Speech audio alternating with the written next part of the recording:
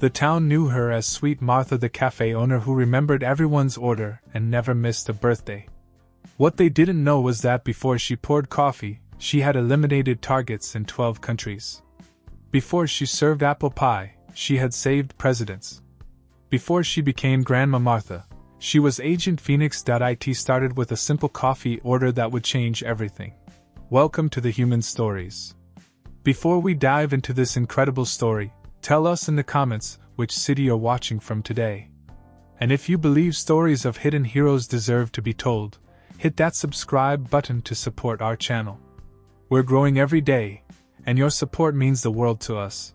The bell above Martha's cafe door chimed its familiar welcome as the morning rush began. Steam rose from fresh coffee, mixing with the scent of cinnamon rolls that had been baking since 4 a.m. Martha Williams moved behind the counter with practiced efficiency, her silver hair pulled back in a neat bun, her apron already dusted with flour from the day's preparation. At 72, she was exactly what Millbrook expected in a small-town cafe owner. Warm smile, gentle voice, and an uncanny ability to remember not just what you ordered, but how you liked it prepared.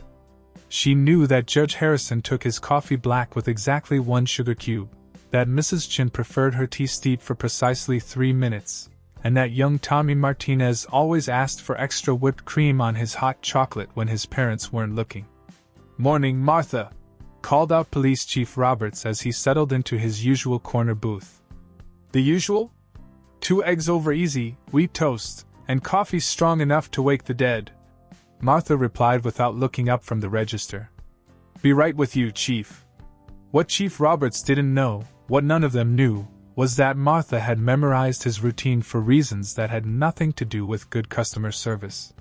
She knew he arrived at 7:15 every morning, sat in the same booth that gave him a clear view of the street, and always kept his radio volume low enough that conversations at nearby tables couldn't be overheard. She knew because old habits die hard, and Martha Williams had spent 30 years of her life studying people's patterns for very different reasons. The morning proceeded like clockwork. Coffee was poured, orders were taken, and Martha moved through her domain with the same quiet competence that had once made her one of the most effective deep-cover operatives in CIA history. Back then, she had been Agent Phoenix, a ghost who could disappear into any identity, any life, any corner of the world where dangerous people needed to be stopped. But that was before. Before she had chosen a different kind of mission. Before she had traded her Walther P99 for a coffee pot, and her encrypted communications for morning gossip.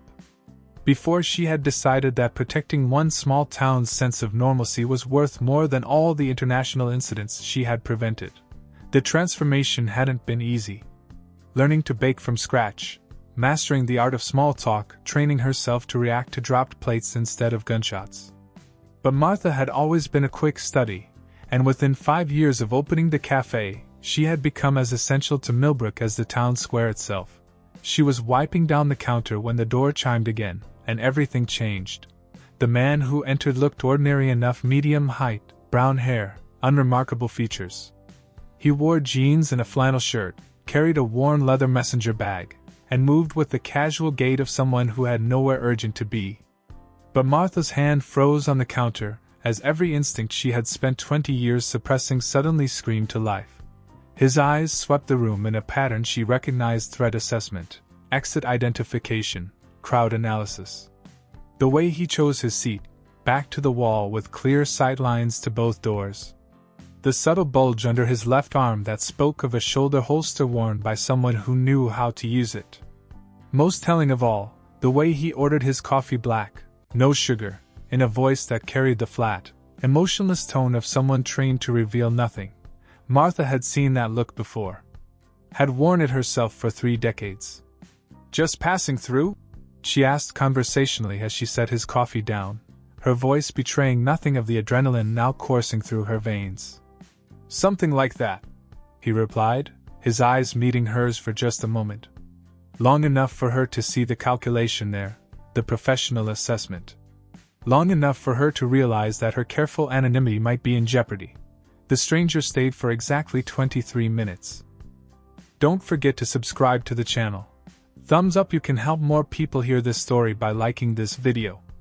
Belle, every week we share unforgettable stories of silent heroes. Martha knew because she had timed it, along with noting that he consumed his coffee in small, measured sips, never once looked at his phone, and paid with exact change. When he left, he didn't acknowledge her beyond a polite nod, but Martha caught the way his gaze lingered on the old photograph behind the register, a picture of her with the town's volunteer fire department from 3 years ago. As the door closed behind him, Martha felt the familiar weight of decision settling on her shoulders. She had hoped this day would never come. Had believed that Agent Phoenix was buried deep enough that even the most determined searcher wouldn't find her. But hope, she had learned long ago, was a luxury she couldn't afford.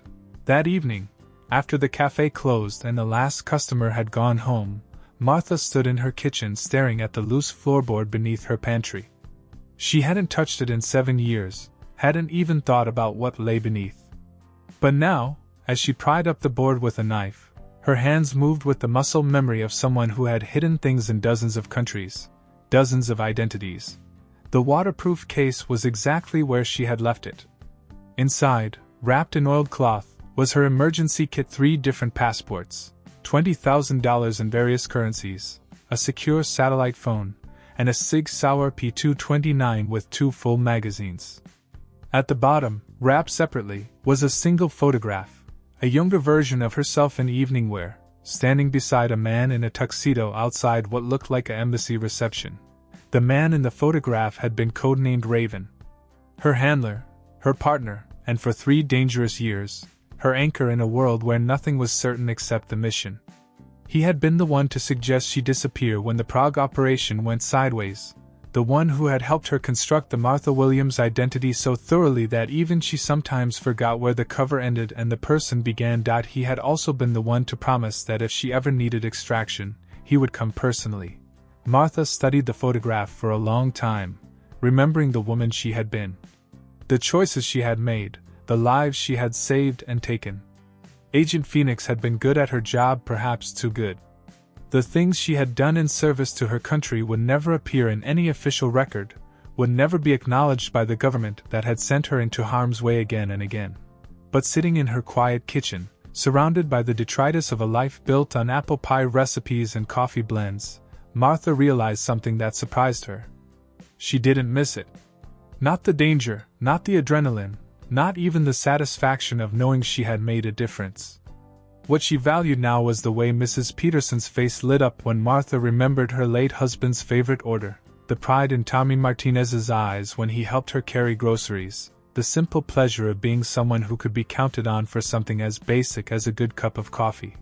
The satellite phone rang at 2:17 a.m. Martha answered on the first ring, her voice steady despite having been awakened from deep sleep. "Phoenix." "Hello, old friend." The voice was older, weathered by 20 years of secrets and decisions, but unmistakably familiar. "I believe you had a visitor today." "Raven." Martha sat up in bed, suddenly wide awake. "How did you know?" "Because I sent him."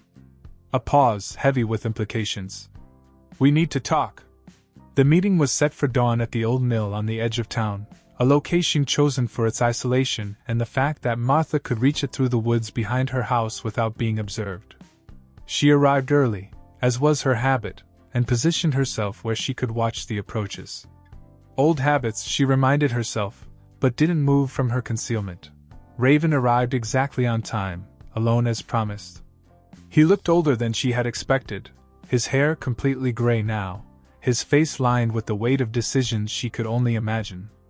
But he moved with the same careful precision she remembered, and when he spoke, his voice carried the same authority that had guided her through a dozen impossible situations. "You look good, Phoenix," he said, using the name she hadn't heard spoken aloud in 7 years. "Civilian life agrees with you." "I go by Martha now," she replied, stepping out of her concealment. "And I'd prefer to keep it that way." "I know. And under any other circumstances, I would respect that choice." He gestured toward a fallen log that would serve as a bench. "But circumstances have changed." As they sat, Raven explained the situation with the clinical precision she remembered from their mission briefings. A new organization had emerged, one that specialized in hunting down former intelligence operatives and selling information about their current identities to the highest bidder. They called themselves the Ledger, and they had compiled detailed files on dozens of agents who had been declared officially dead or missing. "They know about Agent Phoenix," Raven said quietly. "They know about the Prague operation, about what happened in Moscow, about the 3 years you spent in deep cover in Eastern Europe. And they know about Martha Williams." Martha felt something cold settle in her stomach. "How much do they know?" "Everything. Your cafe, your house, your daily routines. They've been watching you for months." Raven's expression was grim. "The man who came to your cafe yesterday wasn't one of them. He was one of ours, confirming what we already suspected. Which is that you're the primary target. The Ledger isn't just collecting information, they're planning to make an example. They want to prove that no one can truly disappear, that every ghost can be dragged back into the light." Martha stared out at the mill pond, watching the morning mist rise from the water. 7 years of peace, of building something real and meaningful, and now it was all at risk. Not just her life, but the lives of everyone in Millbrook who might be caught in the crossfire. "What do you want from me?" she asked finally. "I want you to come in. We can provide protection, relocation, a new identity. You can disappear again, start over somewhere else, and leave all this behind." It wasn't a question. "Phoenix, Martha, you know it's the only way. These people won't stop until they have you. And when they do, everyone you've come to care about will be at risk." Martha was quiet for a long time, considering her options. She could run, as she had before. Could disappear into another identity, another life, another carefully constructed fiction. It would be the safe choice, the smart choice, the choice that Agent Phoenix would have made without hesitation. But Martha Williams had made different choices. Had chosen to stay, to build, to become part of something larger than herself. And the thought of abandoning the people who had become her family, who trusted her with their small troubles and daily joys, was harder to bear than any physical threat. "There's another option," she said finally. "Martha, no. Whatever you're thinking, the answer is no. You haven't heard what I'm thinking yet. I don't need to. I know that look. It's the same one you had before Prague, before Moscow, before every operation where you decided to go off script and do something impossibly dangerous." Martha smiled, the first genuine smile she had allowed herself since the stranger had walked into her cafe. "It worked out then. You nearly died. Multiple times. But I didn't. And more importantly, I accomplished the mission." She stood, brushing off her jeans. "This is my mission now, Raven. These people, this town, this life I've built. I'm not running from it." "Then what are you proposing?" "I'm proposing we give the Ledger exactly what they want. Agent Phoenix, back in action for one last operation." The plan Martha outlined was audacious in its simplicity. Rather than wait for the Ledger to make their move, she would force their hand. She would stage her own exposure, create a situation where her identity as Agent Phoenix would be revealed in the most public way possible. The Ledger would have no choice but to move immediately, believing they had the upper hand. What they wouldn't know was that Martha had spent 7 years studying every inch of Millbrook, learning the patterns and routines of its residents, mapping every possible approach and escape route. She had become the world's leading expert on the tactical advantages of her small town, and she intended to use that knowledge to her advantage. "You're talking about using the entire town as bait," Raven said when she finished explaining. "I'm talking about protecting the entire town by ensuring the confrontation happens on my terms, in a place where I have every advantage. And if something goes wrong?" Martha looked back toward town, where the morning light was beginning to illuminate the rooftops and church steeples of the place she had come to love. "Then I'll handle it the way Agent Phoenix would have. Permanently." The next 3 days were a masterclass in preparation. Martha maintained her normal routine at the cafe, but with subtle modifications that would be invisible to casual observation but obvious to trained watchers. She began carrying a small purse that bulged slightly, just enough to suggest a concealed weapon. She started parking her car in different locations each day, always with clear escape routes. Most importantly, she began having quiet conversations with key people in town. Police. Chief Roberts was the first to know. Martha waited until the cafe was empty except for the two of them, then locked the door and turned the sign to closed. Chief, I need to tell you something, and I need you to listen without interrupting. What followed was the most difficult conversation of Martha's life. Revealing her true identity to someone who had become a friend, watching his expression change from confusion to disbelief to grim understanding. When she finished, they sat in silence for several minutes. Well, Roberts said finally, that explains why you never seemed surprised by anything. I'm sorry I couldn't tell you sooner. Don't be. I've got enough to worry about without knowing I've been having coffee with a legendary spy for the past 7 years. He paused, studying her face. What do you need from me? The next person was Sarah Chin, who ran the town's emergency services coordination. Then Tom Bradley, the volunteer fire chief. Each conversation was carefully calibrated, revealing only what each person needed to know to play their part in what was coming. By the end of the third day, Martha had assembled a network of 12 people who understood that their town was about to become a battleground, and that the quiet woman who had served them coffee and remembered their birthdays was the only thing standing between them and something unimaginably dangerous. The Ledger made their move on a Friday evening, just as Martha had predicted they would. The attack came from 3 directions simultaneously, a professional approach that would have overwhelmed any normal target. What they encountered instead was a small town that had been turned into a fortress by someone who understood both the value of community and the tactics of modern warfare. The first team approached through the woods behind Martha's house, expecting to find her alone and vulnerable. Instead, they walked into a network of motion sensors and cameras that had been installed by Tom Bradley's crew under the guise of routine maintenance. Their positions were tracked and reported in real time to Police Chief Roberts, who had positioned his officers with military precision. The second team came through the main street, planning to use the cafe as a staging ground.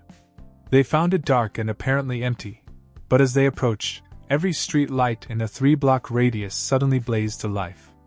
The town's emergency broadcast system activated, sending a coded message that brought every volunteer firefighter, EMT, and auxiliary police officer in Millbrook to predetermined positions. The third team had the most sophisticated approach. They came by boat across the lake, using night vision and military-grade equipment to approach unseen. What they couldn't have known was that Martha had been watching the lake through Sarah Chen's emergency services monitoring system, and that a dozen of the town's most experienced hunters were positioned along the shoreline with rifles and the kind of local knowledge that made them invisible in terrain they had known since childhood. The battle, when it came, was unlike anything the Ledger had prepared for. They were elite operatives, trained in urban warfare and conventional tactics.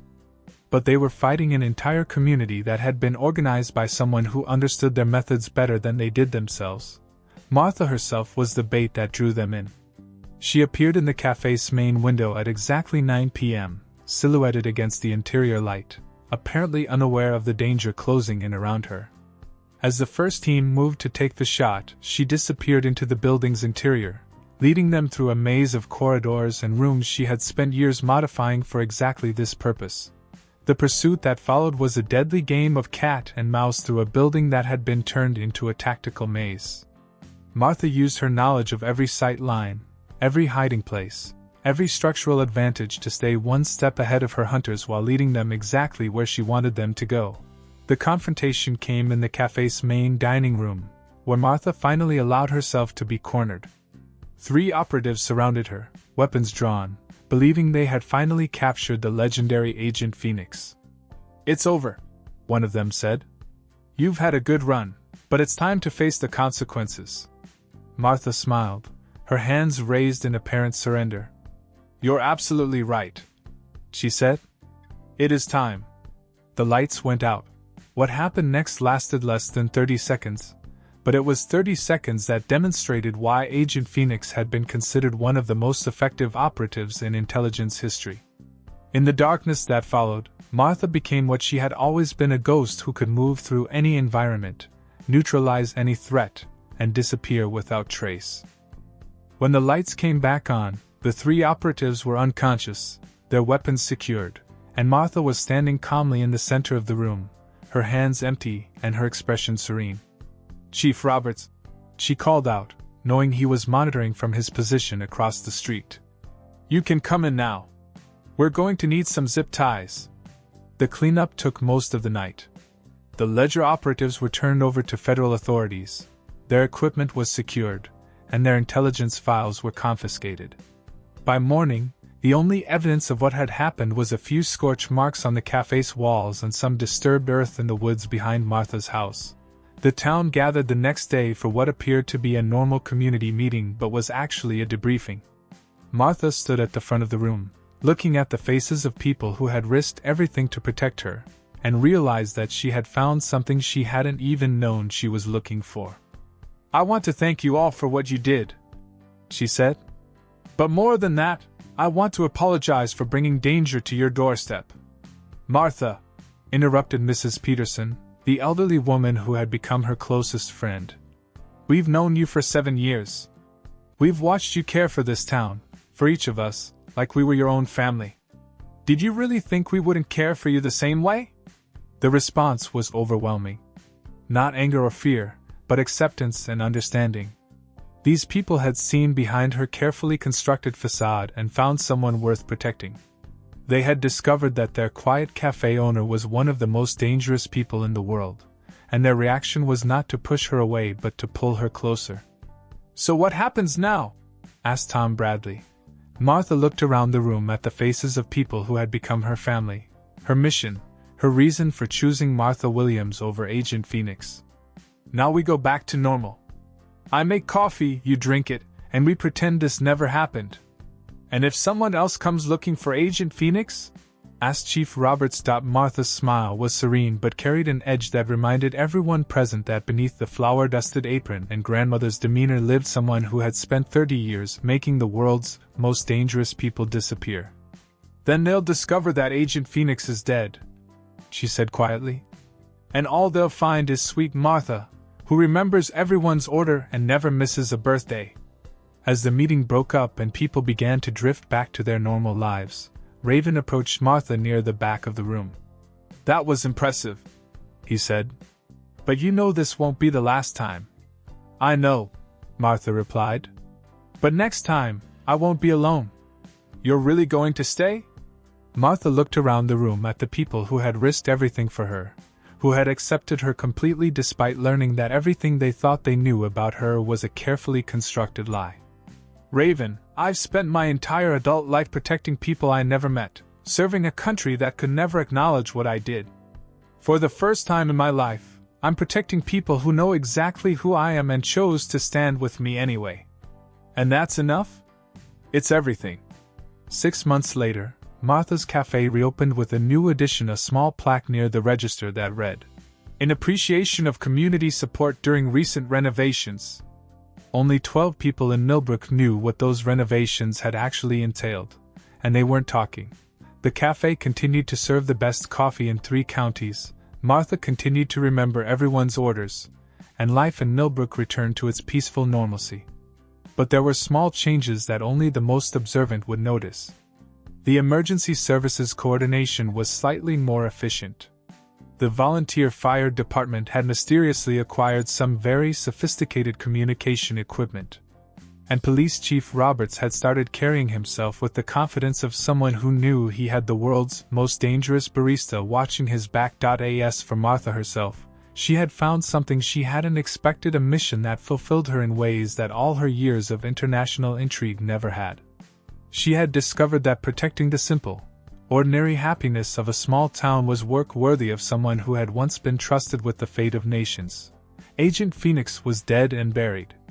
But sweet Martha was exactly where she belonged, serving coffee to people who knew her secrets and loved her anyway. And if anyone else came looking for trouble in Millbrook, they would discover that some ghosts are content to stay buried, but will rise again if the people they love are threatened. In the end, that was enough. More than enough. It was everything. The morning sun streamed through the cafe windows as Martha wiped down the counter, preparing for another day of remembered orders and gentle conversations. Outside, the town went about its business, secure in the knowledge that the woman who made their coffee had once saved the world, and had chosen to save them instead. This story was brought to you by The Human Stories. Have you ever discovered that someone you knew was completely different from who you thought they were?